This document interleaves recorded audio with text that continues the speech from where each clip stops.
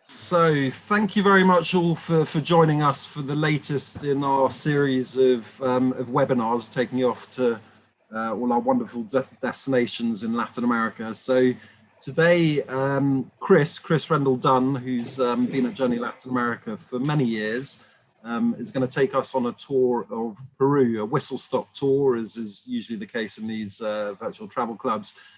Chris is Anglo-Peruvian. And so there's no one better really to talk about Peru. And we're also joined by Elizabeth, who is based in Cusco, and she leads a number of different tours for us. So Elizabeth and finally Mary and myself. So Mary Ann, who works in our Tailor-made and Group Tours department and the sales team, is also available to answer any questions that you might have. So there's a Q&A facility on this webinar. So do please feel free to send in any questions that you have, and we, Elizabeth, myself, and Mary can answer them while Chris is speaking, and then we'll have a more general Q&A session once Chris is finished. So without further ado, as they say, I'm going to hand over to Chris. Good evening, ladies and gentlemen. Hope you can hear me, hope you can see me, and welcome to Peru, my country of birth. First, I'd like to just say a little bit about myself. As I say, it's my country of birth, so I was born in Lima. Then I came to the UK and I did Latin American studies, and I've been back and forth to Peru. My sisters still live there. Still got strong family connections. So I lived in Cusco for many years as well. I joined JLA, Journey Latin America, in 1986. First as a tour leader, did many trips around Peru, but now I'm full-time living here in the UK as a travel expert. Other than Peru, of course, great destinations: Mexico. I lived in Merida for a while. Brazil, my mother-in-law's from Brazil. Chile, my mum's from Brazil. And of course, just north Ecuador and the Galapagos. I say yet to visit Uruguay, although I believe I was there when I was 2 years old, but not many recollections.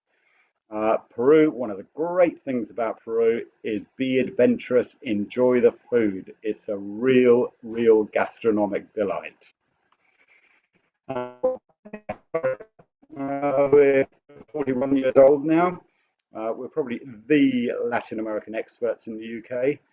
We've got tailor-made group tours, Central, South America, and of course the white continent of Antarctica.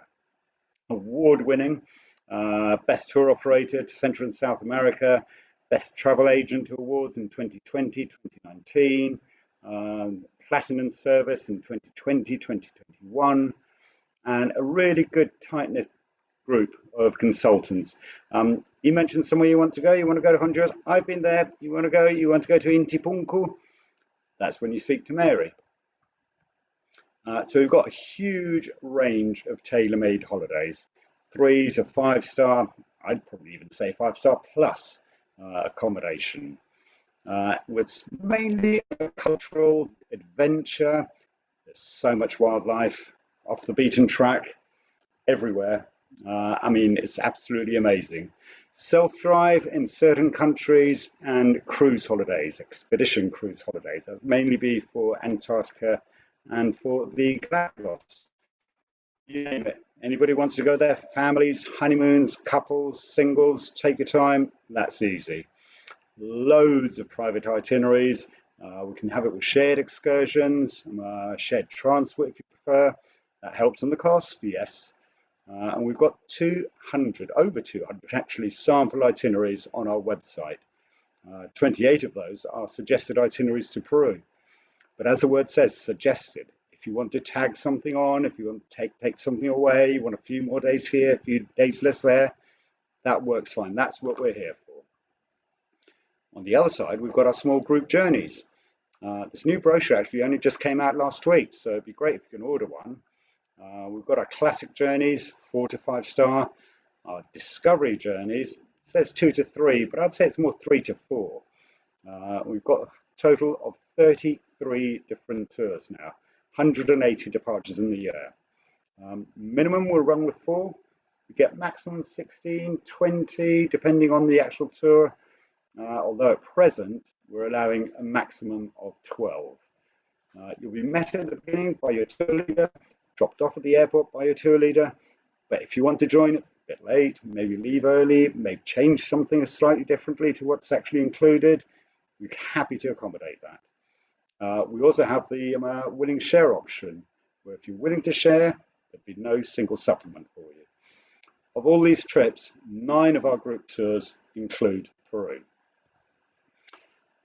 Oh, now what can I say? A few fast facts. I mean, there's so many facts about Peru, but it's a huge country, multitude of ecosystems.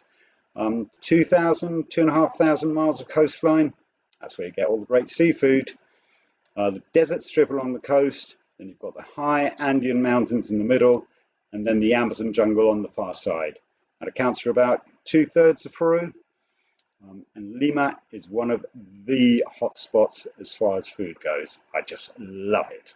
I just love it. I just wish I could go back tomorrow. And of course, last but not least, and probably foremost, are all the pre-Columbian culture sites, over 5,000 sites dating thousands of years back. Everybody talks about the Incas, but there's so much more than just the Incas. There's the pre-Incas and, what can I say, the pre-Incas. And of course, then came the Spanish and gave a lovely colonial heritage with wonderful churches, wonderful buildings.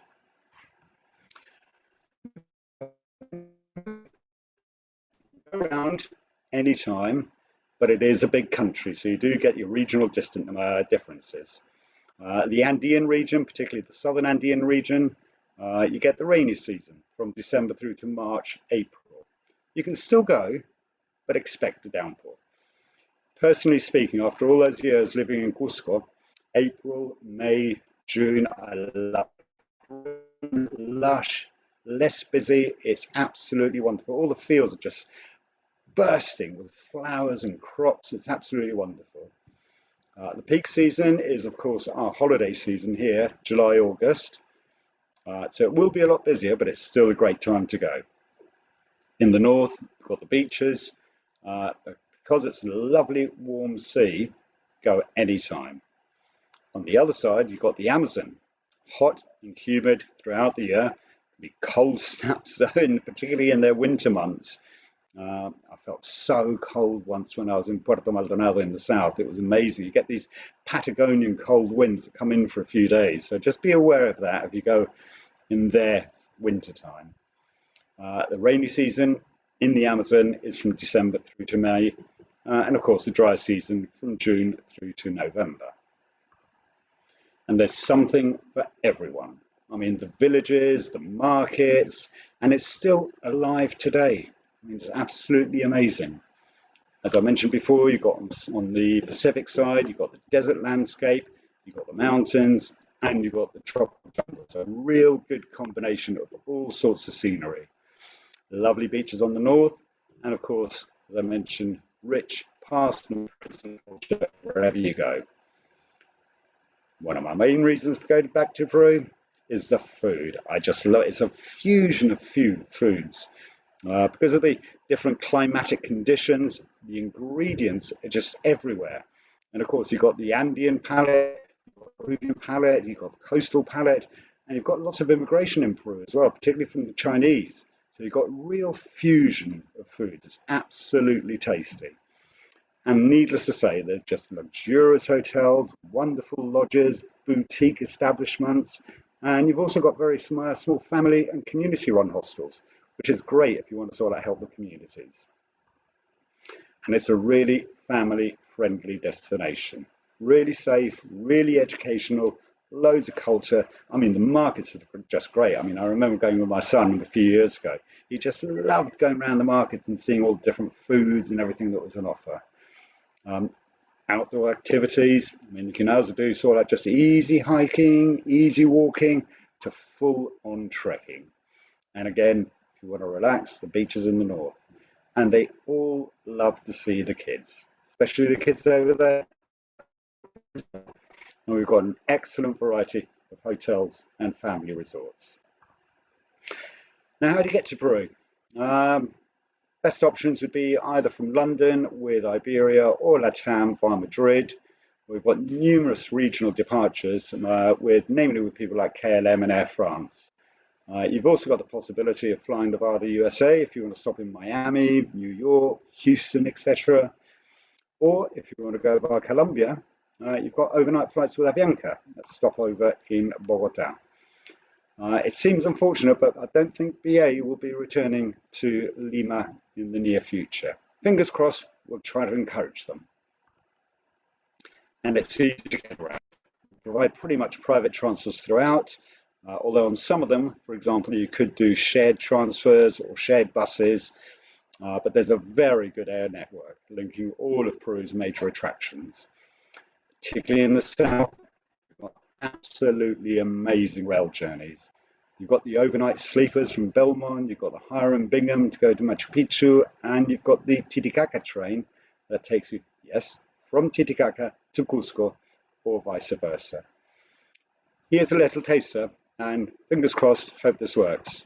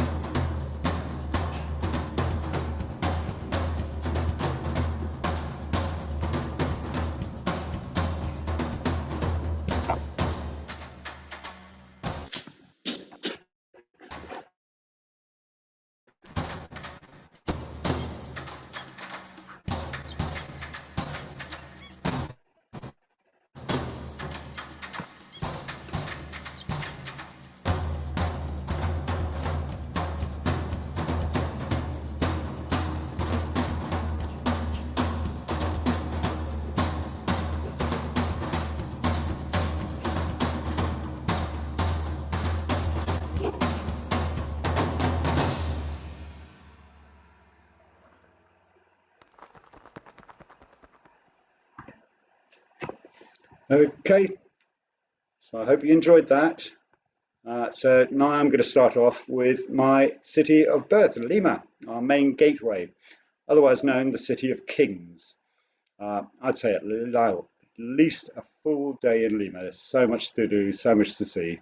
One of the main attractions being the Largo Herrera Museum, a great introduction to the past culture. You can either stay in the cosmopolitan areas of Miraflores or San Isidro, or just down around the corner, you've got the lovely area of the Bohemian area of Barranco. Go to the Colonial Center, go to the main square, the churches, visit the catacombs at Santo Domingo, or just amble around Barranco and the bridge's size. And again, world-class restaurants. I mean, I think one of the world's best restaurants, probably ranked number 3 or something like that, is in Lima. One of them called Lima Central.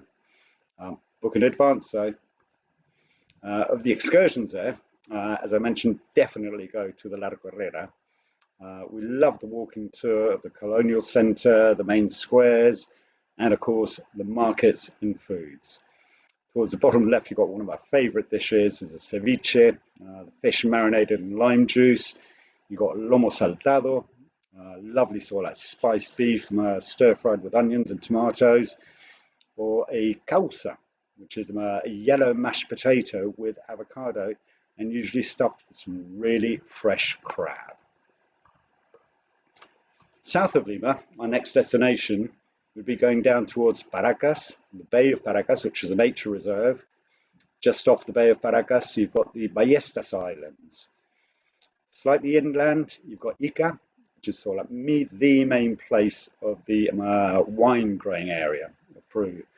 Always get it difficult, the viticulture, where they also make most of the pisco. Pisco is a type of sort of like grape brandy, typical to Peru. Just outside, you've got somewhere like Huacachina, an amazing oasis, just covered, surrounded in sand dunes, and then suddenly you get this lagoon. And slightly further south, you've got the Nazca lines. Probably heard of the Nazca lines, these huge figures. etched over the desert. I mean, absolutely amazing. Makes it really easy because we now fly from Pisco, which is only about 10-minute drive from Paracas itself, where you get the good hotels, rather than have to drive all the way down to Nazca and back again. Absolutely barren desert, and Ballestas Islands. Sea lions, you get the little Galapagos, not Galapagos penguin, the little penguins, albatrosses, boobies, but boobies, not just all that few boobies by their thousands. And of course, as I say, fly over the Nazca lines. Absolutely amazing. And being the center of it, go and enjoy a pisco sour.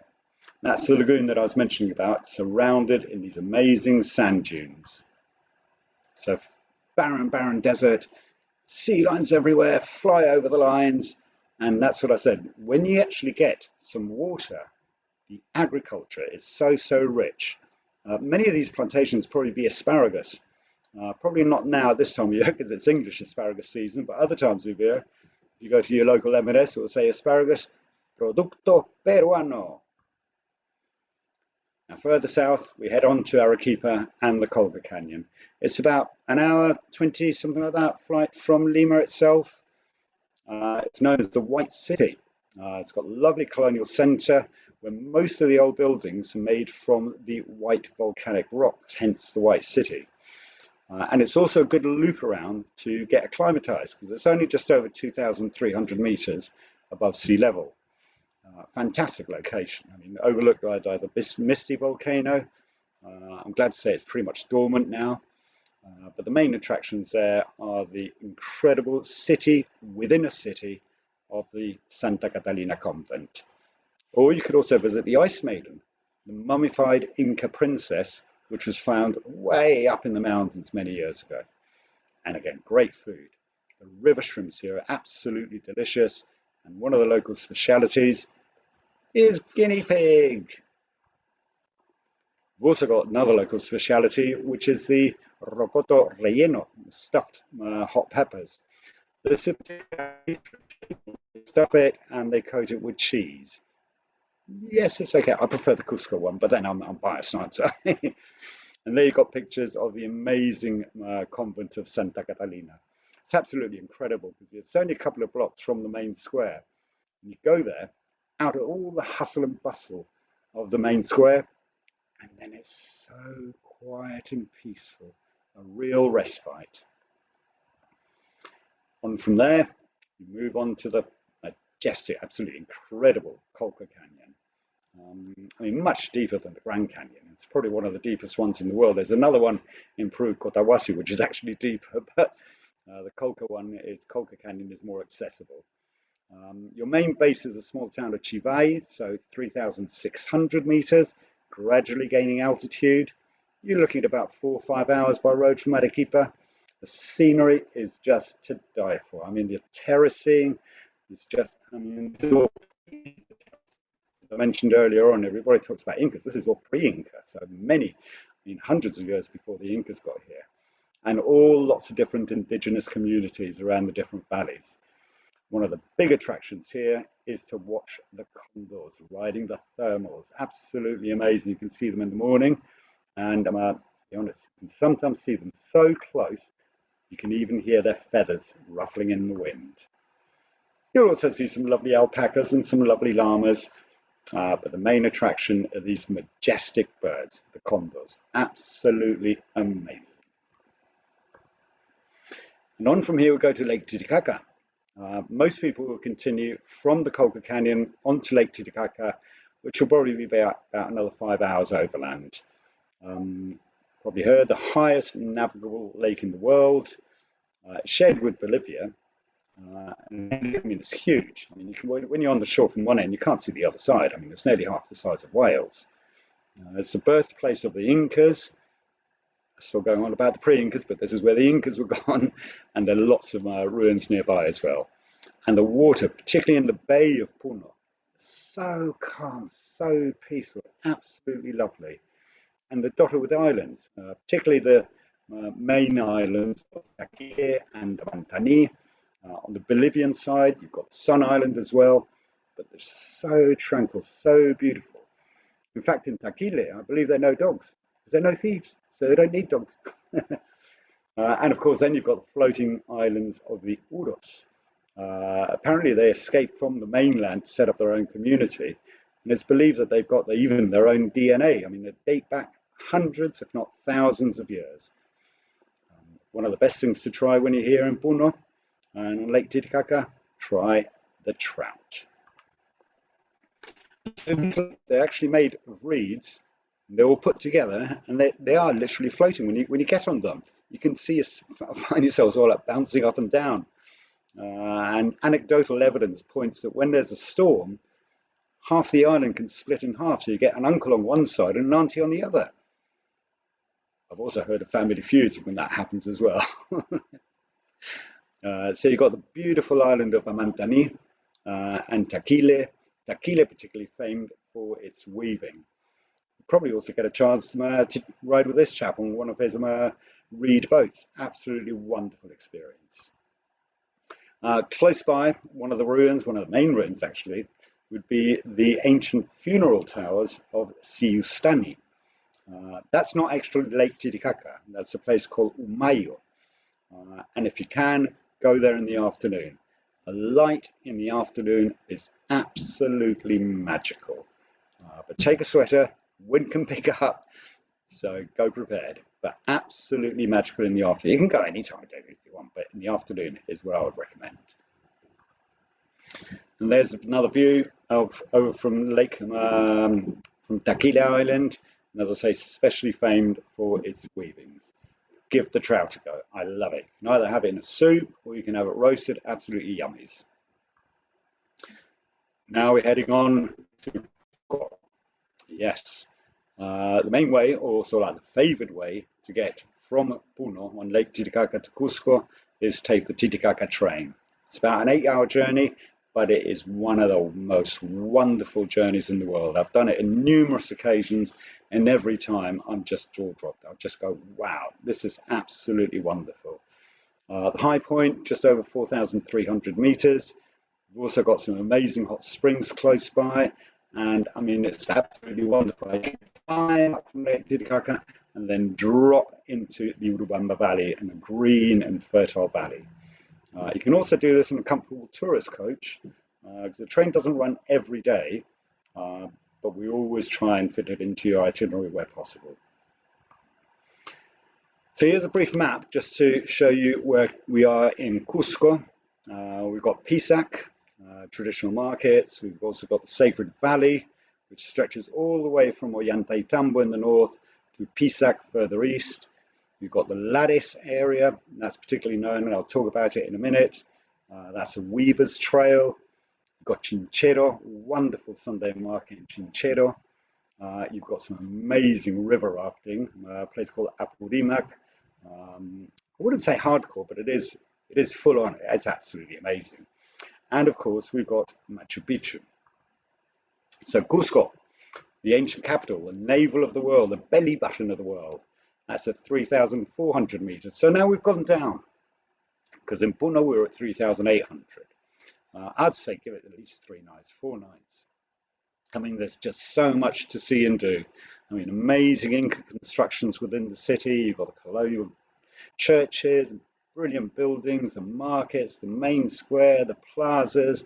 I mean, you can just spend time just all that, sitting there having a cold beer and watch the world go by.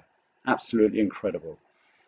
However, when you're there, especially in your top tip, always take with you a sweater or a jacket. It can be lovely in the sun, in the afternoon sun. It clouds over, and then the temperatures tumble really quickly.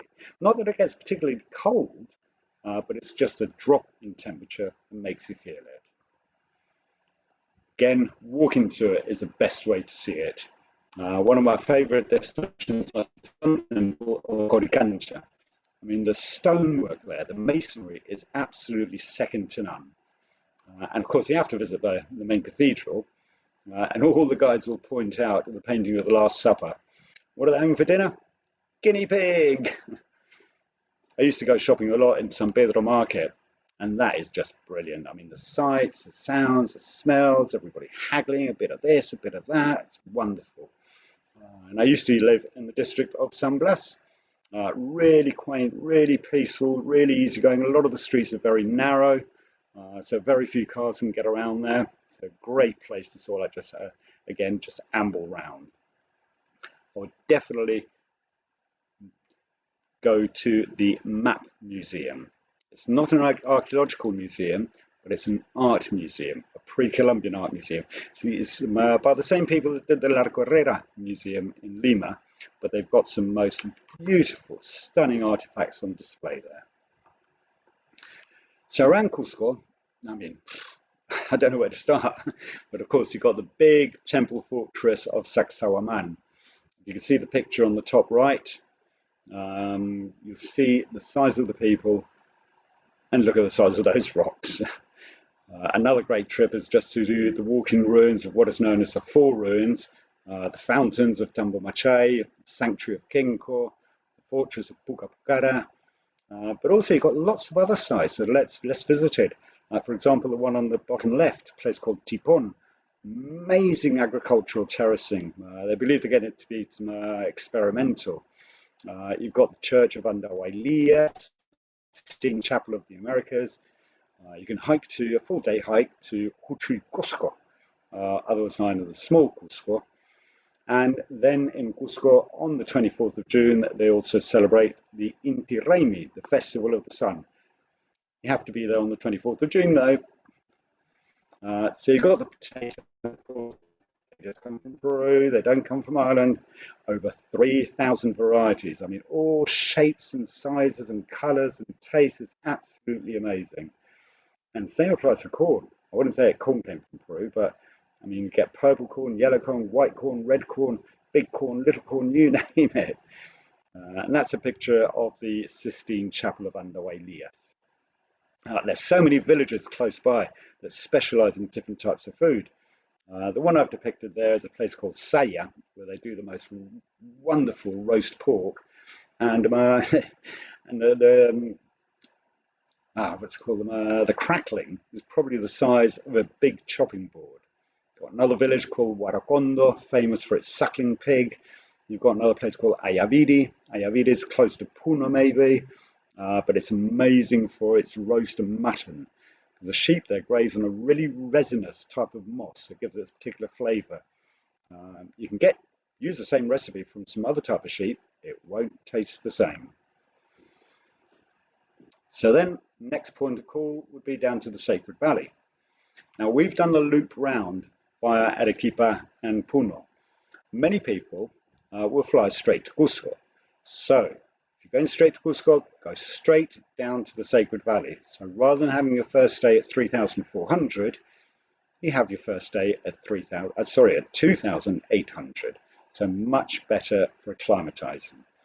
Wonderful markets, particularly on Sundays, although they do have markets on Tuesdays and Thursdays, but the Sunday market's a big one, in towns of Pisac and Chinchero. And of course, you've got fabulous Inca sites again at Pisac, Chinchero, and at the other extreme of the Sacred Valley, you've got Ollantaytambo. Same as the site of Tipon that I mentioned earlier. You've also got the site of Moray, like huge, so like circular terraces. I mean, by the picture, you just can't gauge the size of it. And finally, you've got these amazing salt pans. There's a river that comes out with salty water, and they basically farm that water to produce salt. It's still in use today, way back from Inca times. The terraces of Moray. Now, each of those walls is about twice as high as me. So you can just imagine the size. You've also got another place with huge, one of the biggest terracing, a place called Surite. I mean, the size of it is just phenomenal. I mean, it's about 3 kilometers long and about 3 meters wide. So you've got the salt pans and you've got the fabulous markets. Sacred Valley is just beautiful for me. Top right, we've got the ruins of Pisac, amazing terracing. And then at the bottom there, we've got the wonderful site of Ollantaytambo. The town of Ollantaytambo is a living Inca town. and the streets are still, there's still the original Inca walls and the original Inca plazas. It's absolutely incredible. Good reason to go to Cusco is the outdoor activities. You've either got day hikes in and around Cusco, easy hikes, full day trekking. You've got high altitude treks. You've got places like Ausangate, that's in the north, in the south. You've got Salcantay in the north, absolutely amazing. Slightly easier would be the picturesque Lattice or the Weaver's Trail. With all of these, you've got the options to either camp or overnight in really comfortable lodges. And another great option, if you're into your outdoor activities, is great cycling and amazing rafting. You've got the Salcantay, another picture of the Lattice Trek, and everywhere you go, there'll be all these traditional villages. Each village has their own hat, so you can tell straight away where they're from. As I mentioned, the rafting, you can either do sort of like easy one-day rafting along the Urubamba River, which is great. Cycling, our providers have actually got e-bikes. That makes it easy in the altitude. And you've got rafting in the Apurimac River, known as the Black Canyon. Absolutely amazing. I mean, adrenaline, you name it. And of course, the big thing is the classic Inca Trail. That has to be done under canvas. There's no option of doing it on a comfortable lodge, I'm afraid. So you have to book well in advance, but it's fully assisted, limited numbers. So you go up and down several passes. 4,200 is about the highest one, the Dead Woman's Pass. And everywhere you go, they're going to be Inca settlements. And when you arrive, you get to the Sun Gate, and there's Machu Picchu waiting for you. So the Inca Trail, wherever you go, is absolutely spectacular. I must say, I never did it myself, but everyone that I've heard that's done it just absolutely loved it. So to Machu Picchu itself, don't worry, you don't have to take the Inca Trail. There are now much more comfortable options to get there. You've got the Hiram Bingham train, true luxury gourmet dining. But you've also got other options, a first-class train, the Machu Picchu train, the Vista Dome. They all follow the same route down the spectacular Urubamba Gorge. So it's not that you miss out on one or the other, but that's absolutely amazing. You're looking at about 4 hours from Cusco, or about an hour and a half from Ollantaytambo in the Sacred Valley. What can I say? Machu Picchu, the true wow factor. I mean, it is Peru at its best. It's on this huge mountain, surrounded by terraces, surrounded by plazas, and again, it's quite a bit lower, 2,400. So you easily get around on there, really easy to explore, but an absolute wow factor for everyone. Things have changed over the last few years, so now they're timed entrances, guided tours, it's a set circuit, but we also suggest, if possible, to revisit the following day. You can climb the big iconic mountain, or if not, Machu Picchu mountain. Absolutely amazing views from either of them. If you don't fancy too much of a climb, you can go towards the Sun Gate, and that's the arrival point of the people that came in from the Inca Trail. Next port of call is going to be the Southern Amazon. You can see from Cusco where we are, and we fly to Puerto Maldonado. Daily flights, about an hour and 10 minutes, hour 20 minutes or something like that, so really accessible from Cusco. You've also got further north, you've got the Manu National Park, less accessible, smaller planes, you can go overland, full day journey, but it is much more remote, and in consequence, you probably get to see quite a lot more. So as I was saying, it's really easy accessible from Cusco, and it's smaller rivers, so pretty much everything here is based from lodges. You get lots of different lodges up and down the Tambopata River. And of course, the main reason is the wildlife, bird life particularly. Bird life. You get really amazing bird life, real variety, because you get the southern Peruvian Amazon, you get these cold winds. So the diversity is like second to none. I mean, parrots, macaws, huatzins, and of course then you've also got the mammals, you've got the monkeys, you've got the alligators, you can go out at night. If that sort of thing, you can go piranha fishing. A few indigenous communities nearby as well. And as I mentioned, you've also got the more remote Manu Reserve. get there, spend more time there, a bit longer to get back, but it's absolutely amazing. We'd suggest a minimum of 3 nights if you're staying in the lodges close to Puerto Maldonado, probably a bit more if you're going to the Manu. So lovely, lovely macaws there, wonderful lodges, really comfortable lodges. It's the sunsets along the rivers are absolutely stupendous. And many of the lodges now have these canopy walkways and canopy towers. The views from there are absolutely beautiful, especially late afternoon. Although a lot of the guides will actually get you up really early in the morning because that's the best time to see the wildlife. Now to change from there, going straight from the South Amazon right to the Peruvian Amazon, the Northern Peruvian Amazon, sorry. From there you'd have to go back to Lima and then get a connecting flight up to Iquitos. It's the Amazon proper. It's a much, much bigger river, and on there we're much more based on beautiful cruises. Again, fabulous wildlife. You've got the Pacaya Media Reserve, which most cruisers will go to, and there's very different to the Southern Amazon. I'd say it's much hotter. As I say, the rivers are much bigger. You're based on a cruise, and there's a big difference between low and high river levels. I mean, there can be at least 10, 12 meters difference between low and high, and depending when you go, if it's low, then you'll be doing some land excursions. If it's high, then you'll be doing excursions more on little boats and going along the tributaries. Main attractions there, apart from the food, they've got this amazing river fish called the paiche. I mean, it's huge, it must be about 2 meters long or something, but absolutely tasty white fish. But you've got the sloths you haven't got in the Southern Amazon. You've got the pink dolphins. Yes, they really are pink dolphins. Manatees, turtles, and a whole plethora of other animals. So here's one of the many cruises that we use. Lovely picture of a toucans and a tributary exploration. Actually, once when I was there, a toucan came up to us and started playing dice with us. It's quite funny. It's so tame. Another area of Peru that maybe a lot of people overlook, or it's people that have been to Peru, loved it so much, and want to go back again. Great, that's what we like. So just north of Lima, you've got Huaraz. Now, there's no airport there, so you do have to go overland, usually by bus. You're looking at about 8 hours or so. But it's absolutely amazing. It's actually sort of, it's the center for the most amazing treks and hikes. You've got the Santa Cruz trek, you've got the Huayhuash trek, absolutely, I mean, the lakes, the stunning glacial lakes, it's absolutely beautiful. One side of the valley is known as the White Mountains, because that's where all the snow-capped mountains are, and the other side is known as the Black Mountains, with no snow on them. Along the coast, you've got the towns, or cities now, I should say, of Trujillo. Just outside is the pre-Inca citadel of Chan Chan.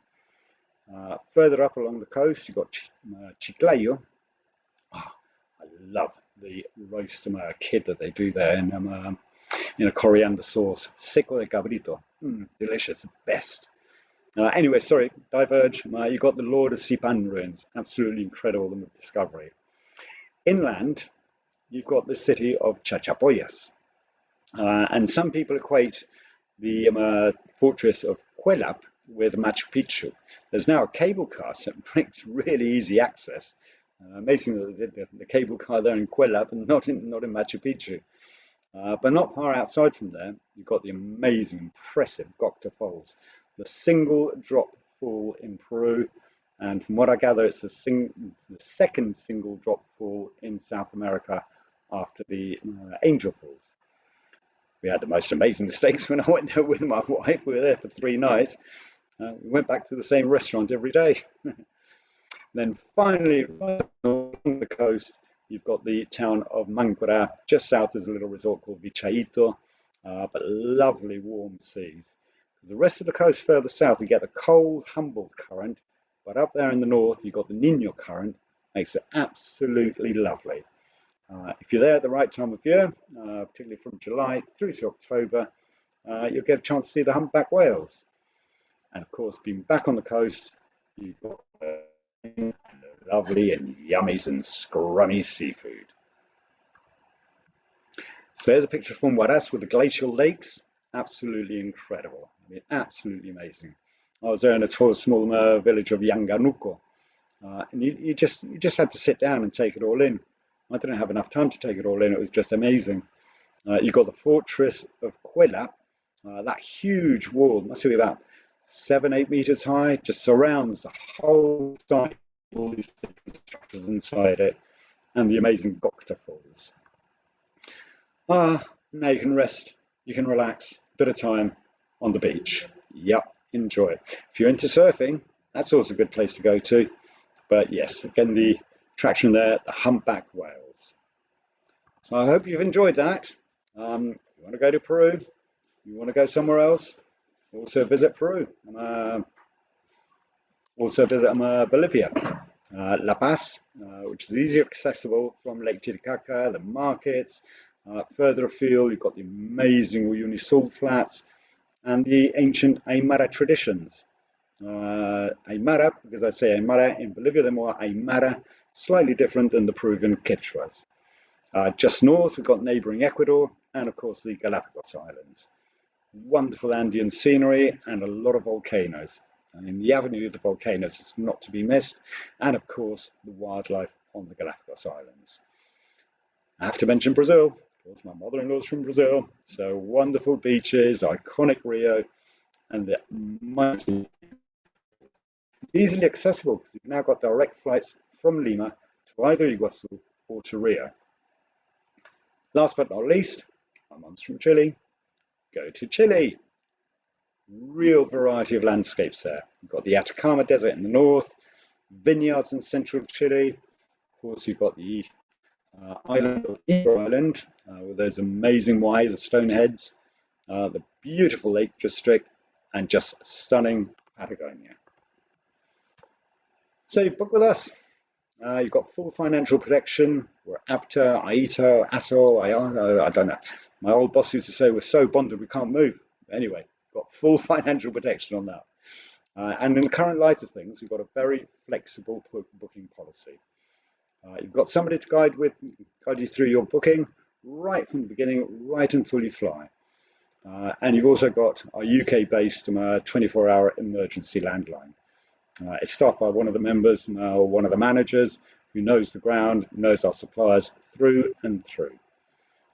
We always choose everything to be environmentally and socially responsible. We choose our local partners, not just price, no, because it's cheap, it can't be good, but on quality. We have a lovely document pack for you as well, ready for you to go. We've also a great travel app to make your holiday a lot easier. So I hope you've enjoyed it. And get in touch with us. You can get in touch with our travel experts, give us a call. There's our number there. You can do it via Zoom, you can do it via live chat, or email us. So I just hope you enjoyed that. Please give us a shout. Tell me if there's anything else we can do for you. Thank you very much.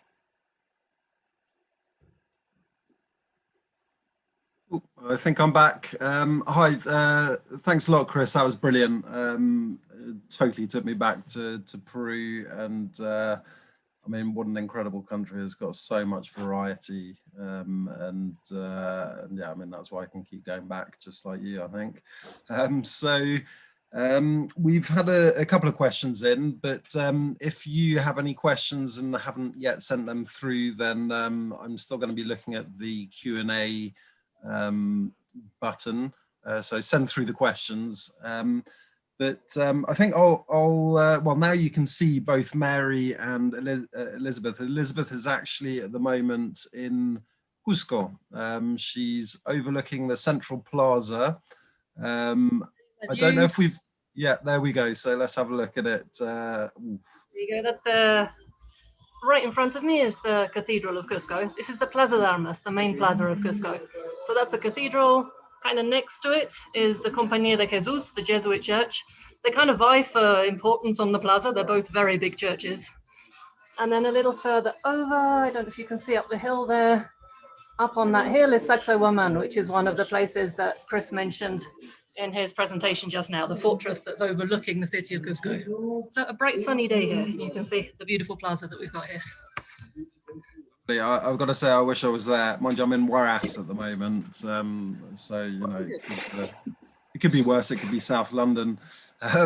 So, Elizabeth, I might put the first question to you. Actually, we've had a question asking what are the key sort of unmissable festivals to visit on a holiday to Peru. Ooh, hard to say. This time of year is the festival time of year. May, June, July are the festivals. I don't know if you can see in the plaza, there are rainbow flags. The rainbow flag is the Cusco flag. And that's because June is Cusco's biggest month for festivals because of Inti Raymi, the Sun Festival. That's on the 24th of June. How they'll carry it out this year, I'm not sure. It didn't really happen last year because it was the early days of the lockdown. But I've noticed that, I don't know if you can see on the, kind of in front of the cathedral, there's a construction around what's normally a fountain there. It looks like Inca stonework. It's actually polystyrene or something. But that's what they always use for the Inca to come out and get up onto the platform and to make his presentation and to salute the sun. It's part of the ritual, the ceremony around Inti Raymi. So I'm assuming Inti Raymi is going to happen as normal. And that's huge.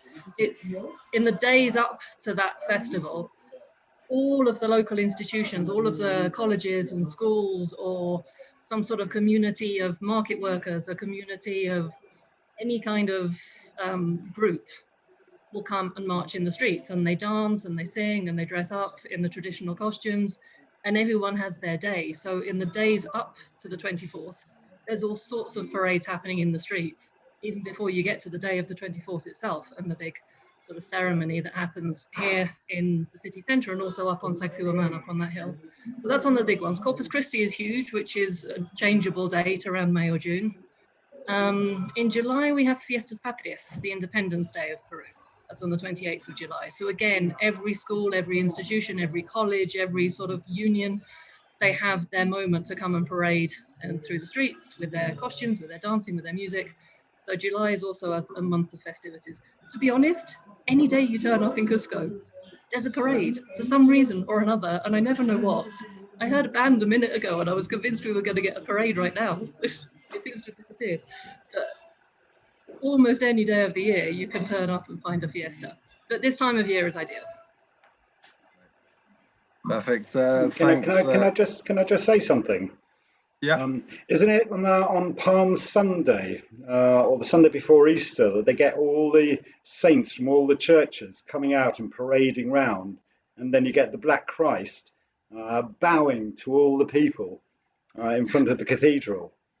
For me, that was one of the most amazing experiences. He's the Señor de los Temblores, is the Black Christ, the Lord of the Earthquakes, because he saved Cusco from a big earthquake.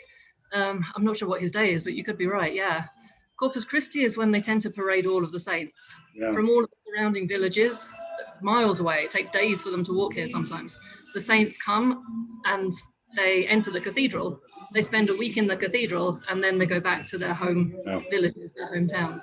So Corpus Christi is 2 Thursdays basically, and the week in between, all of the saints are inside the cathedral, so you can go and see them. It's wonderful. Yeah, it's worth. I mean, a bit like you said as well, Elizabeth. I remember when I was last in the Sacred Valley, and there was a school that had been renovated, and there was a sort of reopening, and even that's just a local affair in a little hamlet in the Sacred Valley.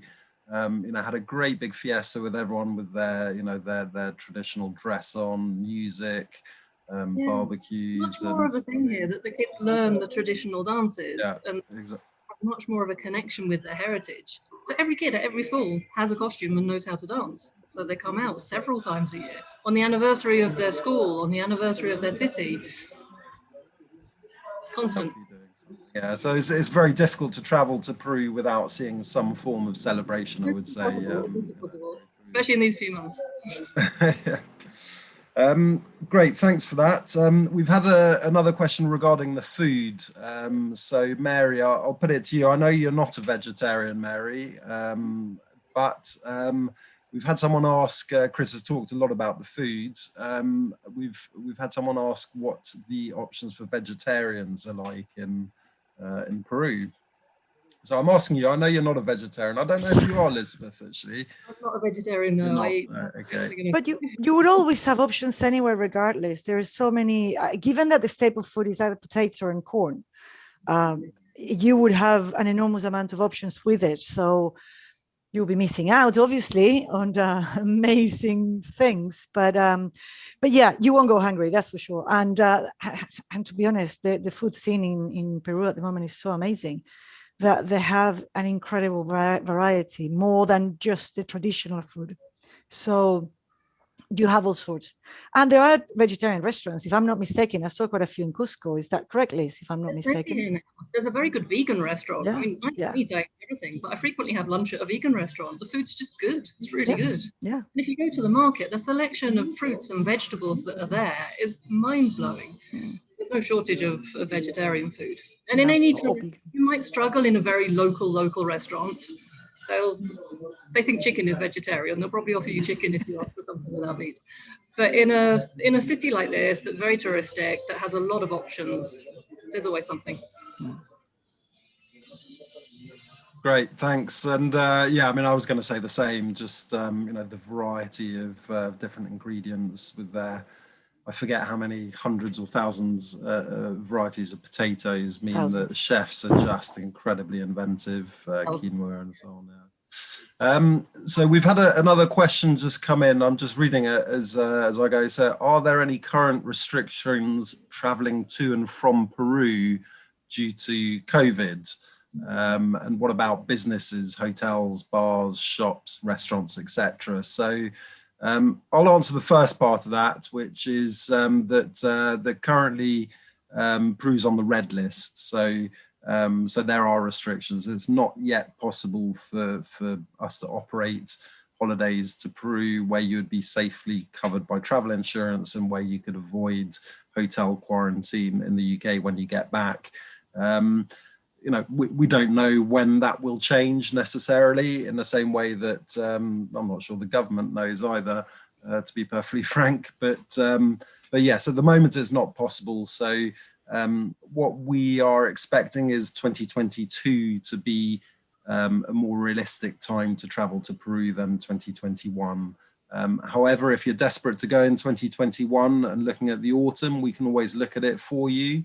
And we have, flexible booking policy that does allow you to rebook should you, book a holiday that we are unable to deliver because of the traffic light system.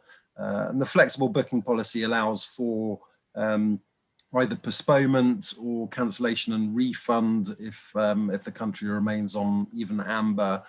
So it's very flexible. It's kind of unprecedented flexibility as we try and work with all our clients who are desperate to go away but are faced with with such uncertainty. So that's the first question, or the first half of the question. The second half was just what about businesses, hotels, bars, shops, etc. And I think Elizabeth is probably best placed to answer that. She's sitting in a restaurant, Tunupa, as we speak. So Elizabeth, why don't you tell us about that? Most places seem to be open. For a long time, the restaurants were only open for takeaways, but for at least the last couple of months, they've been open for eat-in as well. They have restrictions of only allowing a certain percentage of their normal capacity, 50%, 30%, depends which area you're in. But as far as I can see, pretty much everywhere's open. They have very strict protocols of whenever you enter a shop, whenever you enter a restaurant, you have to enter with a mask on.